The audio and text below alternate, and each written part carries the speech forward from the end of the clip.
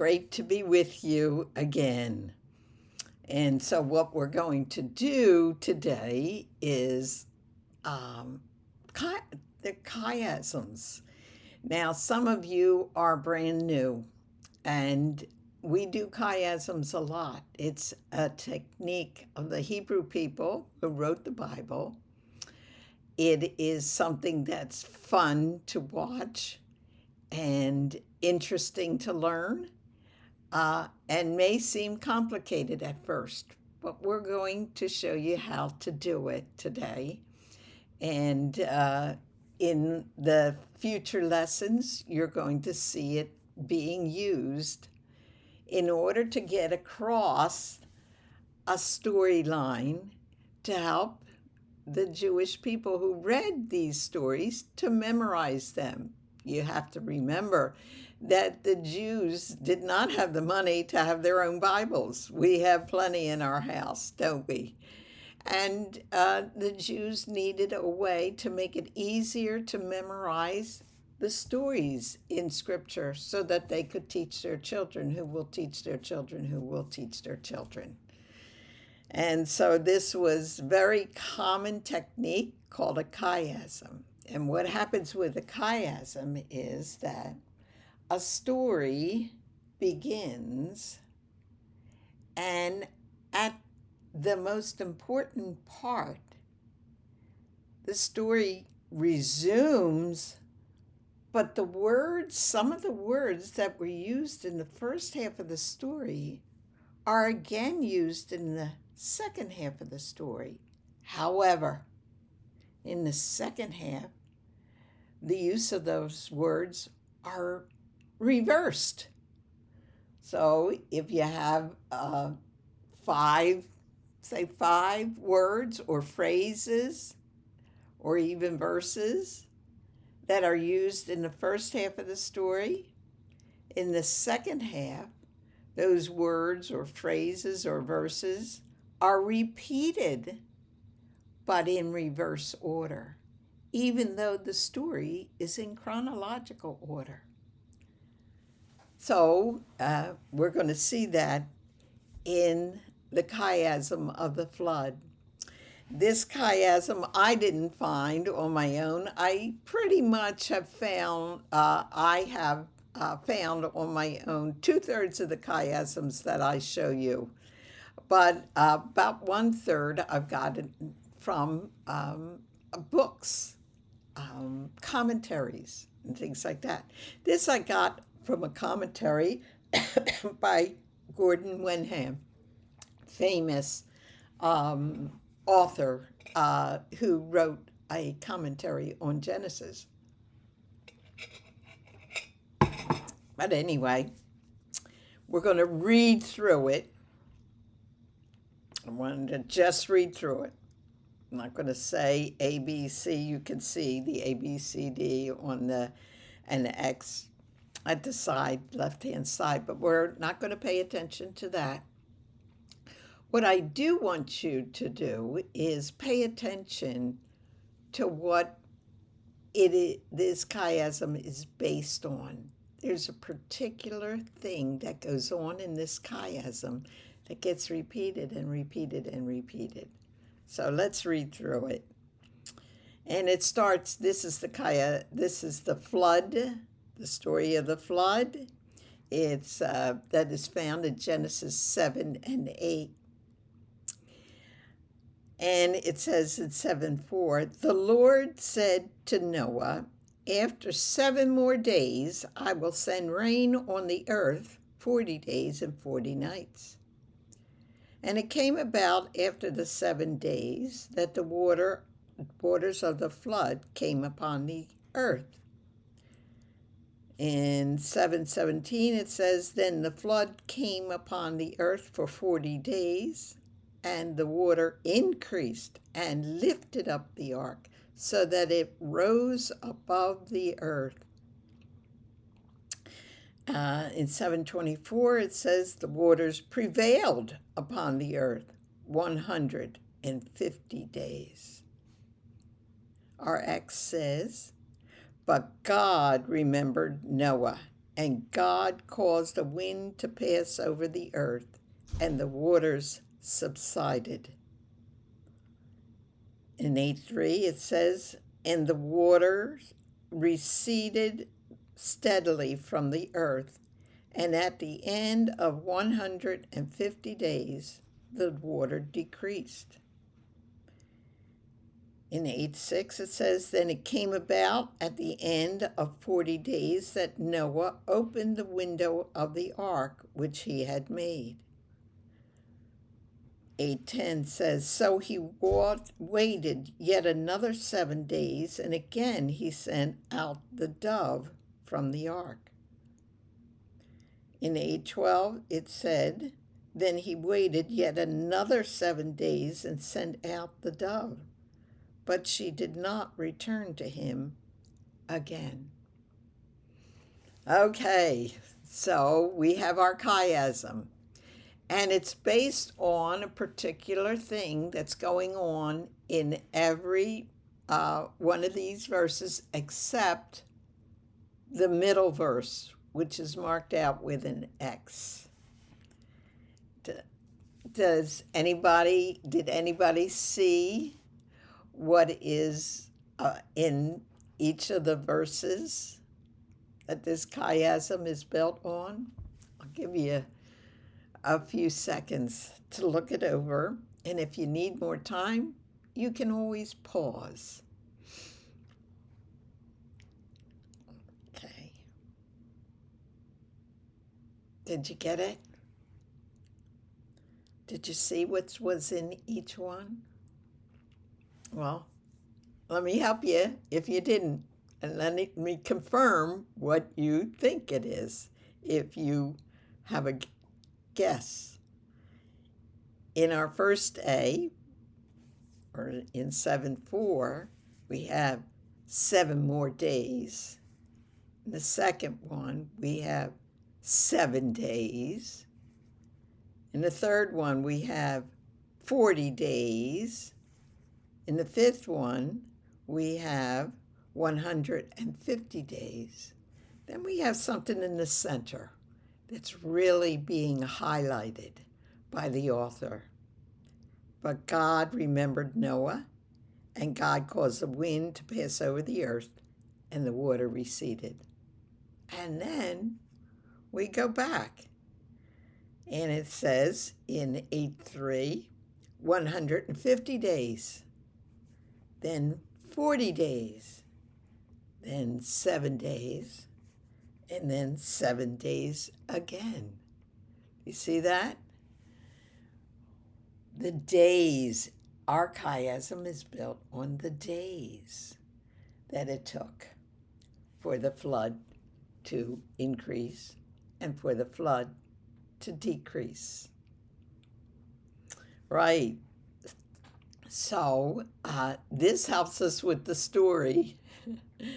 and it's fun to find these things, isn't it? Look at, it's based on the days each thing took. And we see that the days 7, 40, and 150 days is repeated below, only in reverse order. Did you notice that? In our second D, it says 150 days, just like the first D was 150 days. Then in the C below, it's 40 days, just like it's 40 days in the C at the top. In the fourth, it says in our second B at the bottom, it says 7 days. And then we have another in our A below, and it's 7 days. Exactly the same as the top half, only it's reversed in the bottom half. Does that help you to see how a chiasm works? Every chiasm is different. And so in this chiasm, it's based on the days that it took. Other chiasms have other things, but in this one, we are basing it on the days. I want you to notice that I put an X at the center because that is where everything starts to be reversed. It's the middle, and it's going to tell us why the reversal happens. Remember, if you look at our top C, it says the water increased. And in our top D, it says the water prevailed. But in the middle, it says at the second line at the end in our X, and the water subsided. Uh-oh, a change. It's no longer increasing or prevailing. It's beginning to subside. And it continues in the second D, the D at the bottom half. It receded, and then it decreased. It says that at the end of the second or the bottom D. So it had prevailed, it had increased, it had prevailed, and then something happens so that the water starts to subside, recede, and decrease. You see that? But what happened? What changed it all? Well, let's look at our X. And that's taken from chapter 8, verse 1. But God remembered Noah, and God caused the wind to pass over the earth, and the water subsided. So, what happened to cause the water to subside and recede and decrease? God remembered. God remembered Noah. Now, some of you are saying, wait a second. Did God forget him that he has to remember? No, we have to go back to Hebrew thinking. We have English, American, the second century, or the beginning of the 2000, the century 2000. We have different thinking than the Hebrew people do. For in the Hebrew Bible, when it says God remembers, that means he acts. He acts. He's going to do something. Now, and he's going to cause the waters to recede because he remembers Noah. So let me show you some verses about God remembering so that you can see that God acts. I remember when my professor told me that, I had never heard that before. Maybe you haven't heard that. But in scholarly works, we learned that in Hebrew thinking, when God remembers, he acts.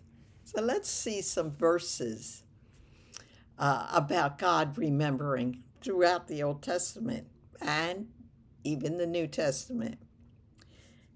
And so we have to think, who or what does God remember? So I want you to think about this. Who or what is God remembering? And what happens when God remembers? Well, in the first one, Genesis 19:29, it says, so when God destroyed the cities of the plain, you know that this is the story of Sodom and Gomorrah, he remembered Abraham, and he brought Lot out He didn't remember Lot. It says he remembered Abraham because God had prayed for Abraham. He brought Lot out of the catastrophe that overthrew the cities where Lot had lived.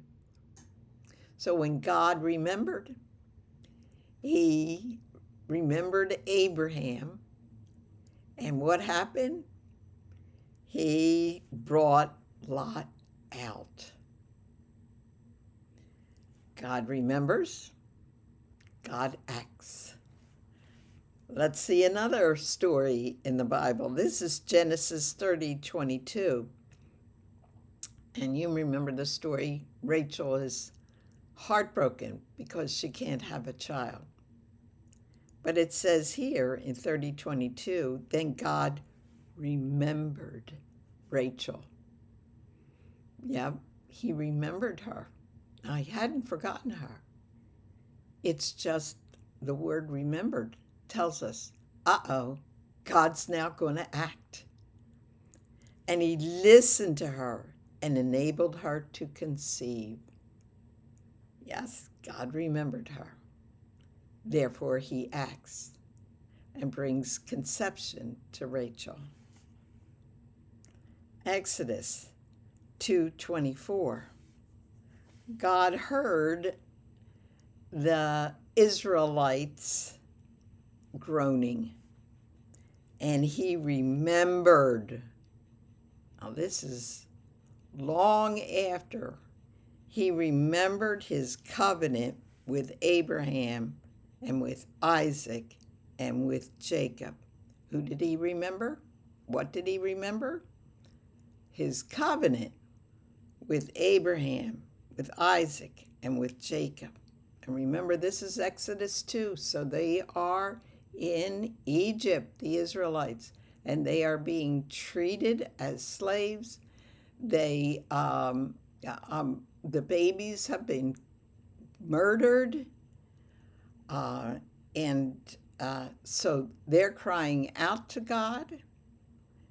God hears their groaning, and he remembers. And that means God's going to act. He remembers his covenant with Abraham, Isaac, and Jacob way, way back before they had gone to Egypt. 400 years before, he remembers, 400 years before, God had made covenant with Abraham, Isaac, and Jacob. And now 400 years later, when they're groaning and in agony, God remembers them. He remembers his covenant. 1 Samuel 1:19, remember this is the story of Hannah, and she's barren. So let's see. Early the next morning, Hannah and her husband arose and worshiped before the Lord. This is after Hannah had been crying out to the Lord in God's tabernacle. And remember, Eli had found her crying out to God and thought she was drunk. But he told her that God would hear her prayer. And then went back to their home in Ramah. So now they're going back, and her heart is lifted up. Elkanah made love to his wife, Hannah, and the Lord remembered her. He hadn't forgotten her. He remembered her. That means the Lord is about to act, and she does conceive and has Samuel. Now here's one where the people of Israel cry out to the Lord. In Psalm 106, 44 to 46, yet he took note of the Israelites' distress when he heard their cry. For their sake, he remembered his covenant. And out of his great love, he relented He caused all who held them captive to show them mercy. When God remembered his covenant, he heard their cry, and he caused all that held them captive to show mercy. In Revelation 16:19, we have these words. Now, let me stop a moment. In each of these remembering, God's remembrance brings grace, his loving kindness, his answer to their anguished prayer. And he does what they've asked him to do. But when God remembers, he also remembers those who do not deserve his remembering in a positive way. They deserve his judgment. And so in Revelation, near the end of the tribulation, it says this: God remembered Babylon the Great. Oh, is this going to be good? And gave her the cup filled with the wine of the fury of his wrath. God remembered. He acts, but he can bring judgment as well as grace. The last verse brings judgment. The first 5 verses brings God's grace and mercy, doesn't it? Okay, so we need to look at something here. I got to make sure. I think we have enough time. And if we go over a little bit, you'll have grace toward me, right? The next page has 2 chiasms. Unless I have time, we're not really going to go and explain these chiasms. I just want you to note that these 2 columns have chiasms. Now you can do the underlining yourselves of showing how the first half has, from A to C, has certain words, and in the second half, from C to A, has those same words, only in reverse order. We might have time to go over that, but if we don't, I want you to see, to underline or circle those words in A that are the same in the bottom A.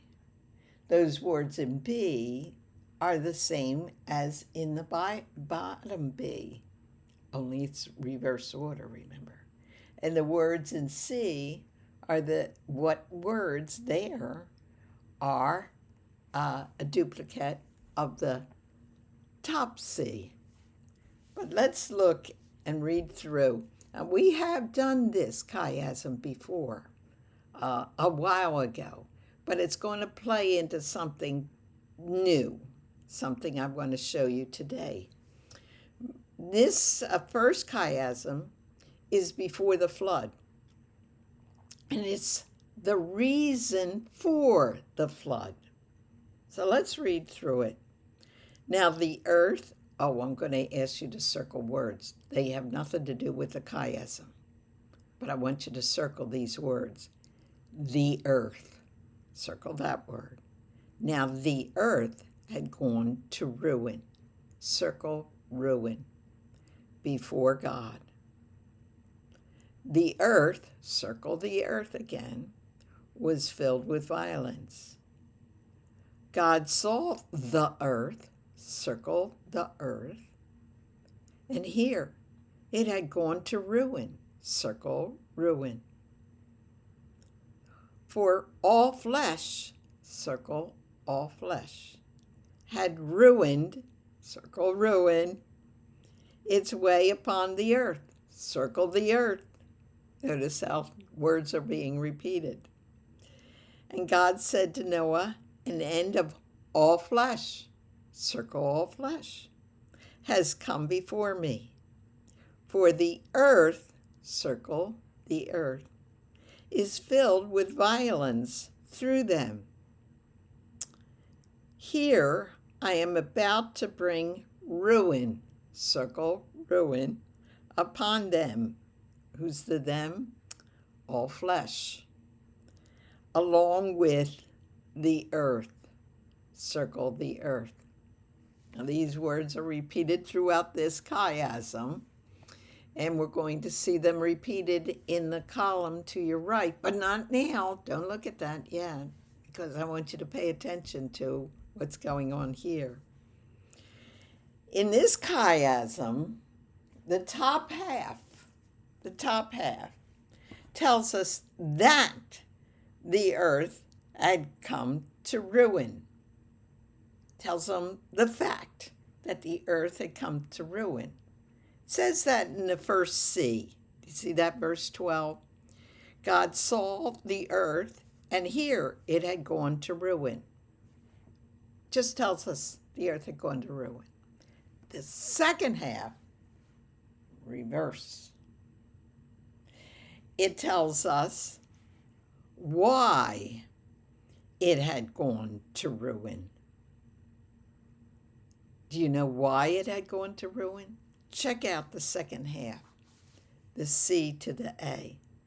Why it had gone to ruin. I'll give you a few seconds.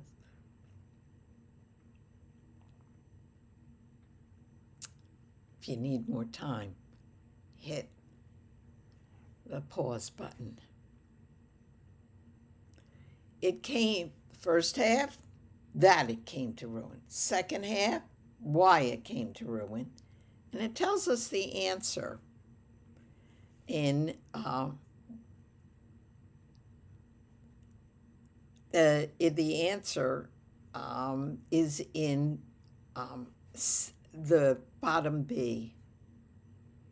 God said to Noah, an end of all flesh has come before me, for the earth is filled with violence through them. And who's the them? All flesh. So why is God going to ruin the earth? Is because all flesh had brought it to ruin with their violence. All flesh had brought it to ruin with their violence.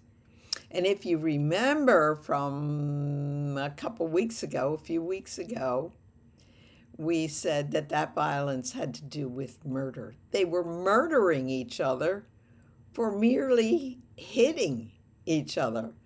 One person got a slap on the face or pushed or hit, and he said, I have a right to murder. You remember that in the story of Cain's descendant, Lamech. He did that. He killed a man for hitting him. And he felt, I have a right to kill him, didn't he? Okay, so that's before the flood. This first column tells us why and how it came to ruin and who had ruined it. Now, after the flood, after what we just did in the first page of our lesson, after that, we have God's covenant with Noah. Remember, he had made a covenant with Adam. Now he's going to renew the covenant with Noah. We're starting all over again, fresh and clean. Only the good ones got through. God made sure that mankind was going to continue because he had promised in Genesis 3:15 that he was going to send a Messiah. So let's read this. It is in chiastic order, but we're not going to look at that today. So Genesis 9:12-17 on the right. We're going to see that this covenant reverses what God had said before the flood. And this is what's important. So now you have those words, the earth, ruin, and all flesh. They're going to be repeated now in the covenant. And it's going to be a reversal. So I want you to circle every time you see those words, the earth, ruin, and all flesh. And I'll give you time at the end to make sure you got all those words circled. But circle them as we go along. God said, "This is the sign of the covenant which I set between me and you and all living beings that are with you for ageless generations," for the rest of the generations. Okay, so he's going to give them a sign. Let's see what the sign is. "My bow," or rainbow, "I set in the clouds, so that it may serve as a sign." So the rainbow is a sign of the covenant and between me and the earth.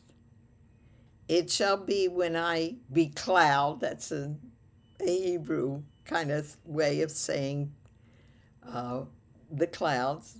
"When I becloud the earth with clouds, and in the clouds the bow is seen, I will remember my covenant that is between me and you and all living beings, all flesh."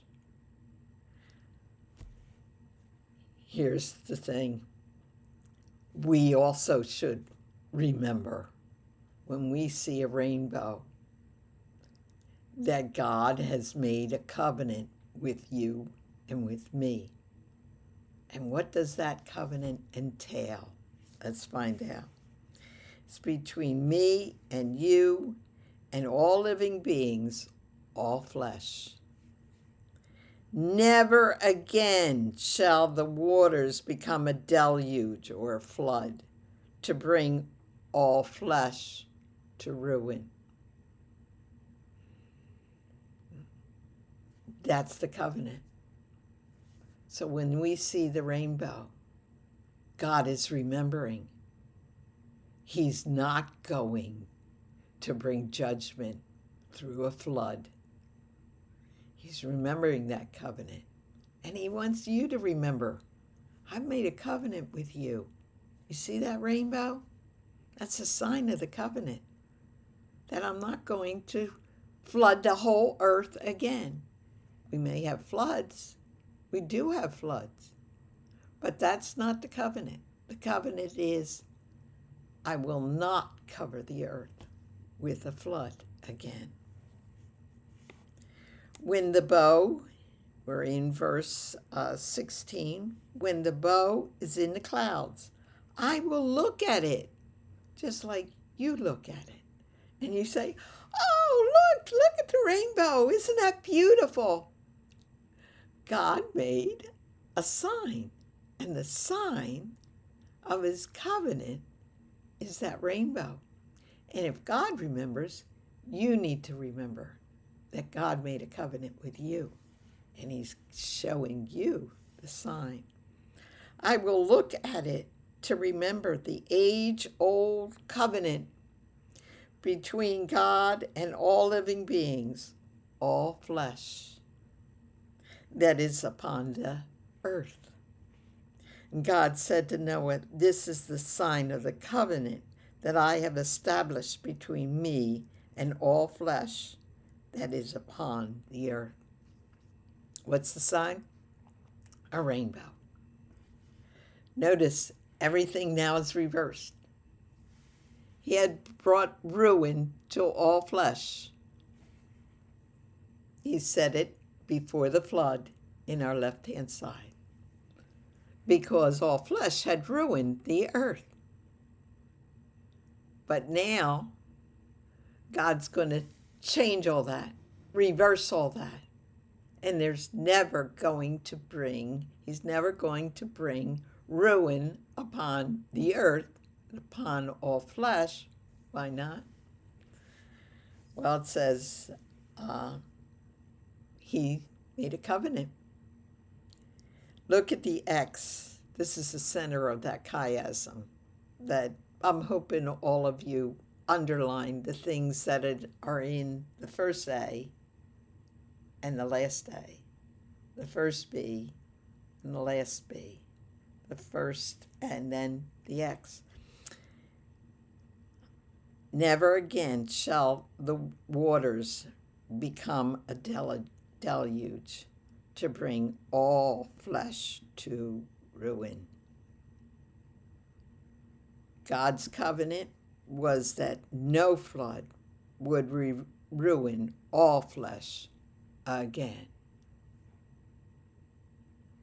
A reversal of what had been said in the first column. Now these two bracket the flood story. Judgment, grace. Judgment, grace. The covenant reverses what God had said before the flood. Well, have a good time with the chiasm. See if you can do it. And what I'm going to do is send you these 2 chiasms in the next, when I send you the paperwork next Friday.